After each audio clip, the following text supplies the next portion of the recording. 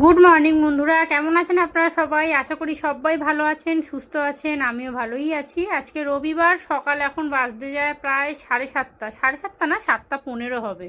তো আজকে রবিবার হলো, আজকে আমাকে সকালবেলা রান্না করতে হবে, কারণ তন্ময় আজকে খাবার নিয়ে কাজে যাবে। আসবে সেই সন্ধেবেলা প্রত্যেক দিনের মতো। গতকাল রাত্রিরে মাংস নিয়ে এসে রেখেছিলাম সকালে রান্না করব বলে, তবে আজকে কিন্তু মাংসর ঝোল ভাত করব না। আজকে একটুখানি ভাজাভুজি করব, ডাল করব, একটু অন্যরকম রান্না করব আর কি। আর এই যে মশলা করব, কিন্তু টেনশানে পড়ে গেছি, যদি মিক্সি না চলে তাহলে তো গেল একেবারে। তবে ফ্রিজে খানিকটা আদা রসুন বাটা আছে, কিন্তু ওইটাতে না অতটা মাংস হবে না। আর আজকে একটু স্টমাক বেশি করে নিয়ে এসেছি গতকালকে, তো আলাদা করে মাংস নিয়েছি, আবার আলাদা করে স্টমাকও নিয়েছি। স্টমাকের ঝালটা দেখবেন খেতে খুব ভালো লাগে। তো এদিকে একটু ডাল বসিয়েছি, এখানে ওই কাঁচা মুগ ডাল করছি, ভাজিনি, প্রেসারে সিদ্ধ করে নিয়েছি, এবারে ফোড়নটা দেবো। ওদিকে চালটাও ভিজিয়ে রেখে দিয়েছি, আর এদিকে আজকে একটু চিচিঙ্গা ভাজছি, তার সাথে অল্প করে একটু কলমি শাকও ভাজা করব। চিচিঙ্গা ভাজা, কলমি শাক ভাজা, মুগ ডাল করব, আর মাংসটা পুরো কষা কষা করে আলু দিয়ে করব। তো এটাই চিন্তা ভাবনা রাত্রিরে করে রেখেছিলাম, কাটাকুটি করে নিয়েছি। এবারে ঝটাপট রান্না বসিয়ে দেবো। এতগুলো রান্না 8:30টার মধ্যে হবে কিনা সেটাও কিন্তু একটা চিন্তা। তবে মনে হচ্ছে হয়ে যাবে, কিন্তু এই যে বড় গ্যাসটা গেছে না, ওই মানে ওভেনটা, তো সেই কারণে না কি বলুন তো, রান্না বান্না করতে একটু দেরি হচ্ছে। এদিকে ফ্রাই প্যানটার মধ্যে আমি চিচিঙ্গাটা বসিয়ে দিয়েছি, আর কড়ার মধ্যে করতাম, কিন্তু এতগুলো চিচিঙ্গা তো একসাথে হবে না, তো অল্প অল্প করে ভাজতে হবে। সেই জন্য ভাবলাম ফ্রাই প্যানটা একটু ছড়ানো আছে, একেবারেই ভাজা হয়ে যাবে। এদিকে ভাতটাও বসিয়ে দিচ্ছি। 7টার দিক করে উঠে পড়েছিলাম, উঠে কাটাকুটিটা করলাম। তবে এখন মাংসর মানে মশলাটা নিয়ে ভীষণ চিন্তায় আছি, কি হবে। আগে এই টুকটাক রান্নাগুলো করে নিই, মাংসটা লাস্টের দিকে করব। চিচিঙ্গাটা একদম কচি আছে, অল্প একটু ঢাকা দিয়েছিলাম, তাতেই দেখছি সিদ্ধ হয়ে গেছে। আর ওই যে চিনির জলটা ছিল না, ওটা ওপর দিয়ে দিয়ে দিয়েছি, তো ওই জন্য আরও তাড়াতাড়ি সিদ্ধ হয়ে গেছে। আর চিচিঙ্গায় দেখবেন একটু মিষ্টি না হলে খেতে একদম ভালো লাগে না। এদিকে ভাজাভুজিটা হয়ে গেছে, ভাজাভুজি বলতে ওই চিচিঙ্গাটাই ভেজেছি, ওটা হয়ে গেছে। আর ওই ছোট্ট কড়াটার মধ্যে কলমি শাকটা বসিয়ে দেবো। এত বড় মোটা আটি একটা কলমি শাক এনেছিলাম, 2-3 দিন ফ্রিজে ছিল। তার উপরে ওই গতকাল থেকে না ফ্রিজটা বন্ধ করে রেখে দিয়েছিলাম, ফ্রিজ পরিষ্কার করব বলে। ও বাবা, পুরো কলমি শাকের পাতা পেকে পুরো বুড়ো হয়ে গেছে একদম। তো কেটে কুটে ফেলে অল্প একটু বেরিয়েছে, তো ওইটুকু আমার মনে হয় আমার কপালে জুটবে না, ওই তিশানা তন্ময়ই খাবে। তন্ময়ের শরীরটা গতকাল থেকেই ভালো না, জ্বর। তবে গতকাল সন্ধেবেলা কাছ থেকে এসে একটা প্যারাসিটামল খেয়েছিল, খেতে রাত্রিরে আর জ্বরটা আসেনি, কিন্তু সকালবেলা আমি জোর করে একটা ওষুধ খাওয়াবো এটা চিন্তা ভাবনা করেই রেখেছি। কারণ ওর আবার শরীরে কোনো প্রবলেম না হলে না ও ওষুধ খায় না, কিন্তু প্যারাসিটামল না টানা 2 দিন না খেলে জ্বরটা কমবে না, জানেন তো, না হলে ওই আবার ঘুরে ফিরে জ্বর আসবে। তো চিন্তা করেছি যে কয়েকটা যখন বিস্কুট খাবে ওই চা দিয়ে, তখনই বলবো একটু বেশি করে বিস্কুট খেয়ে নাও, 6-7খানা, তারপরে ওষুধটা খেয়ে যাও একেবারে, না হলে না ও বেলায় কাজ করতে পারবে না, দুপুরের দিক করে আবার জ্বর এসে যাবে। একদম ওষুধ খেতে চায় না, জানেন তো, এটাই একটা বড় সমস্যা। কলমি শাক ভাজা হয়ে গেছে, চিচিঙ্গা ভাজাও হয়ে গেছে, ভাতও ওদিকে বসিয়ে দিয়েছি। এইবারে ডালটাতে ফোড়ন দেবো।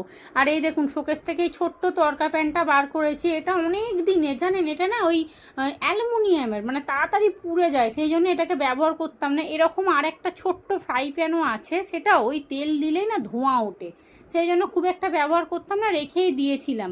কিন্তু বার করেছি, সেদিনকে শোকেসটা একটুখানি গোছাচ্ছিলাম, কালকে না পরশু দিনকে, ওই যখন মায়ের শোকেসটা একটু মুছছিলাম তখনই একটু সামনেটা গোছাচ্ছিলাম। তো এইটা হ্যান্ডেলটা দেখতে পেয়ে বার করলাম, কারণ এখন তো মাঝের মধ্যেই মুগ ডাল করছি। আর ওই প্রেশার কুকারে না ওই তেল দিয়ে ফোড়ন দিয়ে মানে করলে না প্রেশার কুকার নষ্ট হয়ে যায়। তো সেই কারণে ভাবলাম তাহলে এক কাজ করি, এরম তরকা প্যানটা বার করে নিই, ওই অন্য কিছু করব না, শুধু ওই ফোড়নটা দেবো খালি।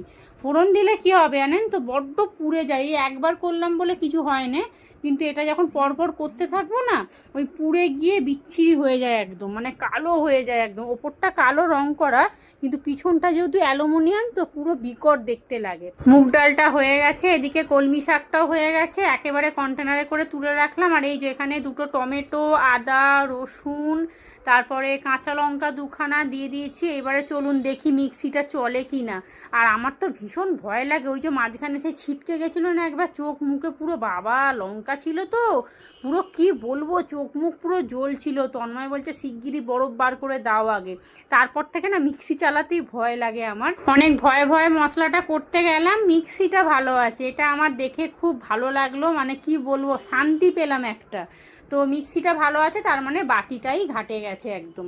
তো ওখানে একবার ঘুরিয়ে নিয়েছি মিক্সির মধ্যে, তবে আর একবার না 2-3বার ঘোরাতে হবে। বাটিগুলো গেছে একেবারে, অনেক দিন হয়ে গেল তো।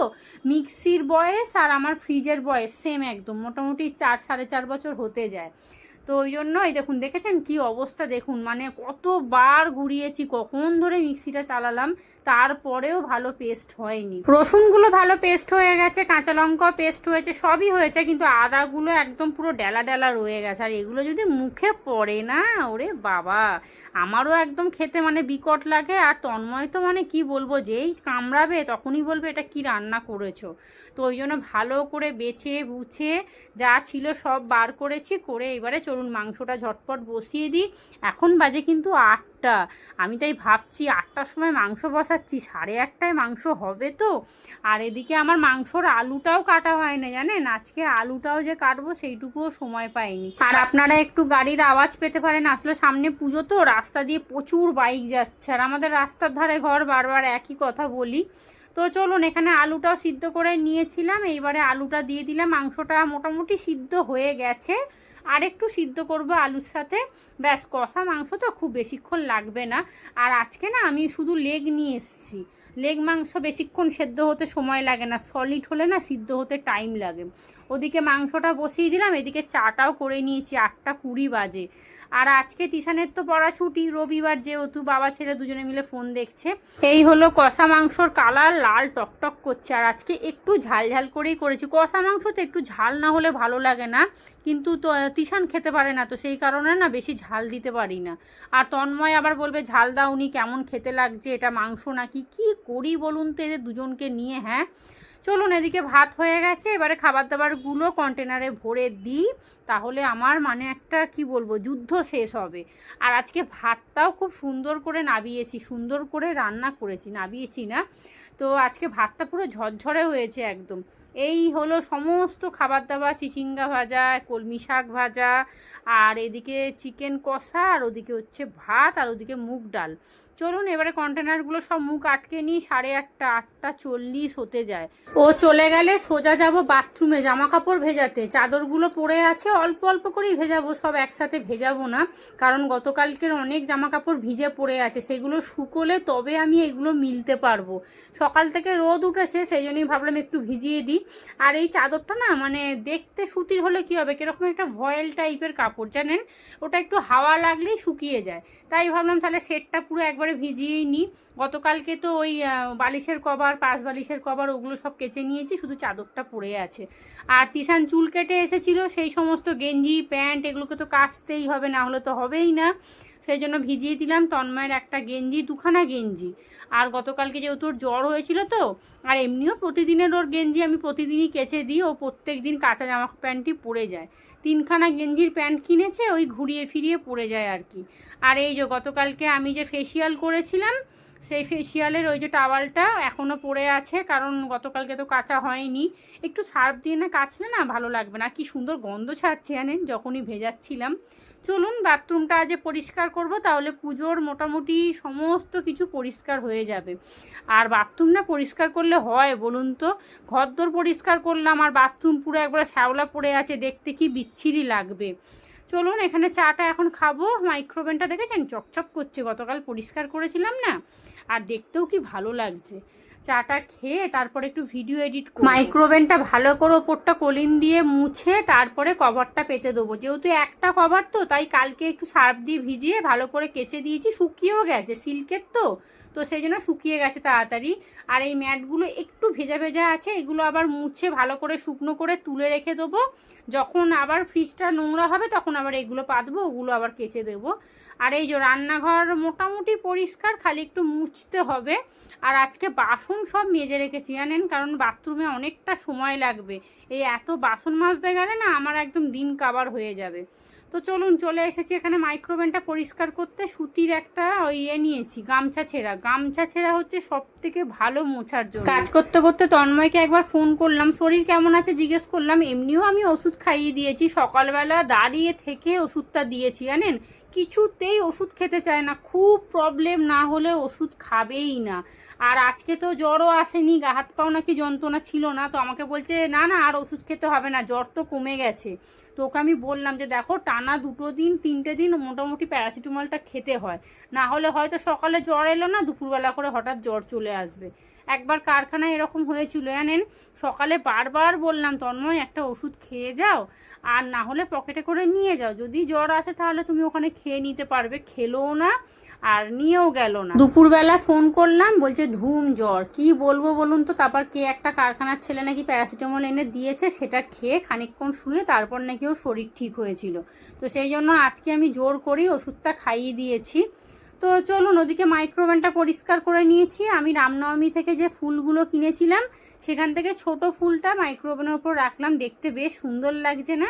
আর মাইক্রোওভেনের ওপরে না হাবিজাবি কিছু রাখলে দেখতে ভালো লাগে না, যত মানে ফাঁকা থাকবে, যত সিম্পলভাবে সাজিয়ে রাখবেন ততই দেখতে ভালো লাগবে। ওই হাবিজাবি অনেককে দেখেছি মাইক্রোওভেনের ওপরে কন্টেনার এটা ওটা মিক্সি পুরো ভর্তি করে রাখে, এতে না মাইক্রোওভেনও নষ্ট হয়ে যায়।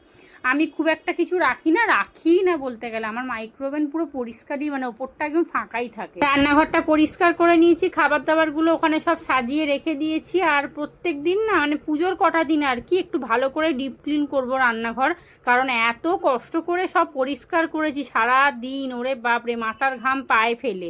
তো সেখানে যদি আবার 2 দিনের মধ্যে নোংরা হয়ে যায় দেখতে কেমন লাগবে বলুন তো, পুরো কষ্টটাই পুরো বৃথা যাবে একদম। আর পুজোর সময় দেখবেন ঘর বাড়ি পরিষ্কার থাকলে দেখতে ভালো লাগে। তো হয়ে গেছে এদিকটা পরিষ্কার। আজকে না এই বাসন রাখার যে র্যাক নয়, চুবড়ি এটাকে কি বলে আমার মাথাতে আসে না, সার্চ করলাম কিন্তু ভুলে গেছি।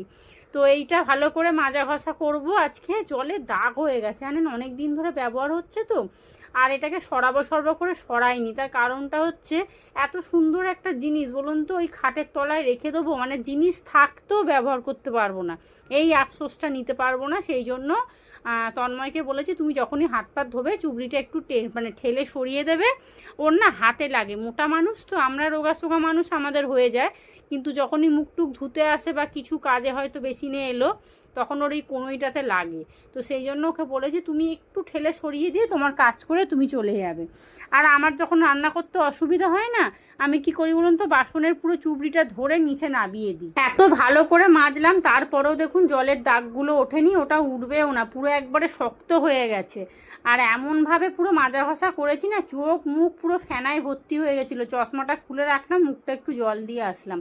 আর এখানে না চুবড়িটা ধোয়া যেত না, সেই জন্য বাথরুমে নিয়ে গিয়ে ভালো করে জল দিয়ে ধুয়ে নিয়ে আসলাম। কয়েকটা বাসন আছে, চলুন এবার সেইগুলোকে মেজে নিলে রান্নাঘরটা পরিষ্কার হয়ে যাবে। তবে টেনশান কিন্তু মাথায় আছে ওরে বাবা, কারণ বাথরুম পরিষ্কার করতে হবে, তার ওপরে 1 বালতি কাঁচা আছে। এই তো বছরে একবার মা দুর্গা যখন আসে তার 1 মাস আগে থেকে একটু খাটনি হয়, তবে ঘর বাড়িগুলো কিন্তু দেখতে বেশ ভালো লাগে।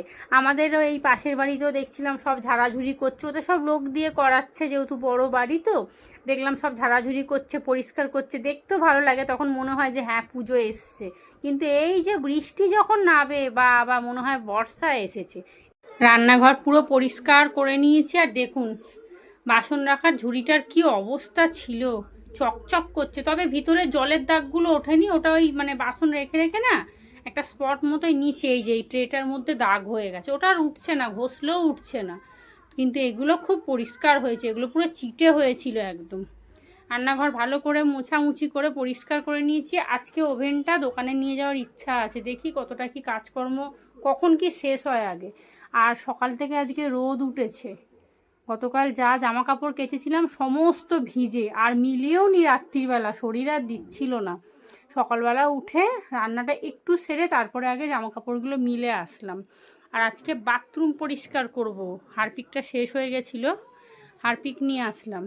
আর আমার সবথেকে বড় একটা খবর হচ্ছে মিক্সি খারাপ হয়নি, মিক্সির বাটি খারাপ হয়ে গেছে। এই যে বাটিটা দিয়ে না, যখনই বাটিটাকে আমি আটকাচ্ছি এইরকমভাবে সাইড দিয়ে মশলা সব বেরিয়ে চলে আসছে। এই বাটিটা আমি আর ছাড়াবো না, দেখুন খোবলা হয়ে গেছে। আর এইটা মোটামুটি চলছে এখন। এই বাটিগুলোকে একটু মেজে রাখতে হবে, সেই যে রাম বিসর্জনে কিনেছিলাম মনে আছে, একটু মেজে রাখবো, এটা ব্যবহার করব বলেই বার করেছি, আর কিছু তো নয়। এখানে কড়াটাকে আগে তুলে দিই, চলুন। রান্নাঘর পরিষ্কার করে নিলাম। আজকে রবিবার বলে মনেই হচ্ছে না তন্ময় কাজে গেছে বলে। মিক্সিটা ভালো আছে, এটা একটা শান্তি। আর ভাবছি একবারে 200-250 আদা নিয়ে এসে পেস্ট করে নেবো এইটার মধ্যে। এটাও ভালো চলছে না জানেন তো, সকালবেলা দেখলেন না অর্ধেক সব ওই মশলা পুরো সেই গোটা গোটা হয়ে আছে। মিক্সির একটা বাটি কিনলে তবে হয়। যাই হোক চলুন, রান্নাঘর পরিষ্কার করে নিয়েছি। আর এই কলটা মুখটা খুলে দিলে হরহর করে জল পড়ছে, যেই মুখটা আটকাচ্ছি জালিটা একদম মানে কি বলবো। আর কল এটা খুলে দিলে এই দেখুন মানে বাসন কোসন মেজে শান্তি হচ্ছে। বাবা এখন একটু খোলাই থাক, কলটা চেঞ্জ করে দেবো ভাবছি। রান্নাঘর পুরো পরিষ্কার চকচকে একদম। জামা কাপড়গুলো শুকিয়ে গেলে ভালোই হবে, কারণ আমি আবার এক বালতি ভিজিয়েছি। ওগুলো শুকোলে তবে মিলতে পারবো। এখনও ব্রেকফাস্ট হয়নি, একটা ডিম সিদ্ধ খাবো আজকে, সেই জন্যই বার করলাম ডিমটা। রাম বিসর্জনে যে ফুলদানিগুলো কিনেছিলাম, এই যে এখানে একটা ছোট্ট রেখেছি। চশমাটা না পরেই ছিলাম, চশমা খুলে দিলেও অসুবিধা হচ্ছে জানেন, চোখ ব্যথা করছে, কিন্তু চশমা পরে কাজ করতেও পারছি না। এখানে ছোট্টটা রেখেছি কারণ তন্ময় এখানটা বসে না ফোন টোন দেখে, গেম খেলে। ও এমনভাবে খাটটা নাড়ায় না, আর খাটের সাথে এই যে মাইক্রোওভেনটা একটু ঠেকেই আছে বলতে গেলে। ঠেকিয়ে রেখেছি কেন বলুন তো, যদি এদিকটা থেকে পড়ে যায় না ব্যাস। তো সেই জন্য ছোটোটা এখানে দিলাম, আর বড়টা ওই ড্রেসিং টেবিলে দেবো। ভালোই লাগছে দেখুন দেখতে। এদিকে বিছানাটা গুছিয়ে নিয়েছি। বইয়ের জায়গাটা যতবার পরিষ্কার করছি ততবার দেখুন এরকম করছে। এই দেখুন বইয়ের জায়গাটা, বই রাখবে তো, এই দেখুন দেখছেন কি করেছে। টিভিটাকে গাঁক গাঁক করে চালিয়ে দেবে বাবা আর ছেলে দুজনে মিলে। আর নাইটিগুলো জানেন সেলাই করতে দিতে পারছি না, কে নেবে। এই বলটা আবার কিনেছে কালকে। এই গোপাল ভাঁড়টা দে একটু। দুপুর এখন 1টা বাজে, স্নান হয়ে গেছে, কাচাকুচি হয়ে গেছে, দুখানা চিরুনি পরিষ্কার করলাম। এই চিরুনিগুলো না তিশানা তন্ময় ইউজ করে, আমার আলাদা আছে, কিন্তু আমারটা খুব একটা নোংরা হয় না। এরা যেহেতু মাথায় মারাত্মক তেল দেয় সেই কারণে এদেরটা মানে 2 দিন ছাড়া ছাড়া নোংরা হয়ে যায়। আর দেখুন কালো হয়ে একদম টিপ টিপ করে বৃষ্টি পড়ছে, চারদিকে জামা কাপড়গুলোকে সব টাঙিয়ে রাখতে হলো, কি করব বলুন তো। আর এই দেখুন এখানে না মায়ের ঘরে যে পর্দাটা দিয়েছিলাম ওটা না এই জানলাতে দিয়ে দিয়েছি, তো দেখতে ভালো লাগছে একই রকম। তো এই যে 2 সাইডে 2খানা টাঙিয়ে দিয়েছি, আর না হলে না জানলার পিছনটা দেখতে বড্ড বিচ্ছিরি লাগছিল। আর মায়ের ঘরে একটা অন্য পর্দা লাগিয়ে দিয়েছি লম্বা দেখে। আর দেখুন জামা কাপড় কি মিলবো, বাইরে যা ছিল সমস্ত ভিজে, সেগুলোকে ঘরে মিলেছি। আর বাইরেটা পুরো কালো হয়ে এসছে, টিপ টিপ করে বৃষ্টি পড়ছে, বৃষ্টিটা চোখে দেখা যাচ্ছে না, মানে ওই কি বলবো হাওয়ার সাথে বৃষ্টিটা পড়ছে আর কি। তো চলুন, আমি আজকে আবার শ্যাম্পু দিলাম মাথায়, কারণ বাথরুম পরিষ্কার করেছি তো, ঝুল টুল ঝেড়েছি তো, পুরো মাথা কুটকুট করছিল একদম। আর এমনিও বাথরুম পরিষ্কার করলে শ্যাম্পু তো দিতেই হবে। আর এই যে এখানে তিশান পুজো দিয়ে দিয়েছে। চলুন এবারে একটু বসি। আর তিশানকে বললাম একটা পাঁপড় নিয়ে আয়, মুগ ডালের সাথে না পাঁপড় ভাজা খেতে হেভি লাগে। এখন বাজে 2টো। আজকে আমার দুপুরে লাঞ্চ মেনুতে অনেক কিছু আছে। আর আজকে না রবিবার বলে মনেই হচ্ছে না, তিশানও বলছে জানো মা আজকে না মনেই হচ্ছে না যে রবিবার। তো কি কি আছে আপনাদের দেখাই। ভাত আছে, পাঁপড় ভাজা, মুগ ডাল, চিকেন কষা, আর এখানে একটু পেঁয়াজ নিয়েছি। একটা কাঁচা লঙ্কা নিলে খুব ভালো হতো, কিন্তু কাঁচা লঙ্কাটা খাবো না। এবারে যে লঙ্কাগুলো এনেছি না এত ঝাল, পুরো কান দিয়ে ধোঁয়া বেরোচ্ছে একদম। প্রত্যেক রবিবারে শুধু চিকেনের ঝোল, একটা ভাজা হয়, লেবু, এই ও হ্যাঁ লেবু আছে, তাই তো দেখছেন আমি ভুলেই গেছিলাম লেবু নিতে একদম। এক টুকরো লেবু কেটে নিয়ে নেবো, মুগ ডালের সাথে হেভি লাগবে খেতে। তো চলুন এবারে খেতে বসি। তিশান ওই ঘরে খাচ্ছে, আমি এই ঘরে একটু ফোন দেখতে দেখতে খাবো, সেই জন্য আমি এই ঘরেই বসি প্রত্যেক দিনই। তবে তন্ময় যখন রবিবার থাকে তখন আর এই ঘরে বসি না, ওই ঘরে বসি। তবে মাঝের মধ্যে আবার এই ঘরে চলে আসি। ওরা এত জোরে জোরে টিভি চালায় না, দূর আমার ভাল লাগে না। ওই খেতে খেতে একটু কার্টুন দেখবো বা কারোর ব্লগ দেখবো, ওটাই আমার ঠিক আছে। আর আমি কি রাজকার্য করলাম সেটা দেখাই। এই দেখুন বাথরুমের এই তাকটা মেজেছি, সমস্ত কিছু গুছিয়ে রেখেছি। আর তাকটা যে ভেঙে গেছে সেটাই আপনাদেরকে আঙুল দিয়ে বোঝাবার চেষ্টা করছি যে ওই দিকটা ভেঙে গেছে, আর এদিকটা কোনো রকমভাবে আছে, ঝুলে আছে আর কি, যখন তখন দাম করে পড়ে যেতে পারে।